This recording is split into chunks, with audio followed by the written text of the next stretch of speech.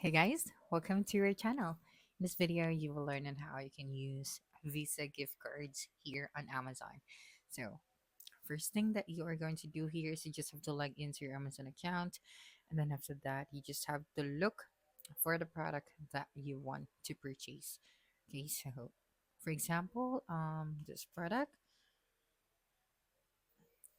Okay, and then after that, you just have to simply tap on the buy now option for this product. Okay, so as you can see for this one, it has an Amazon Prime price. So yeah, let's just go to our card. Okay, so for example, this one. So let me just inject the others.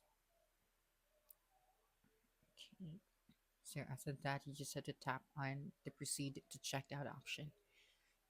Okay, and then right here, as you can see, you have this field where you can enter your gift card.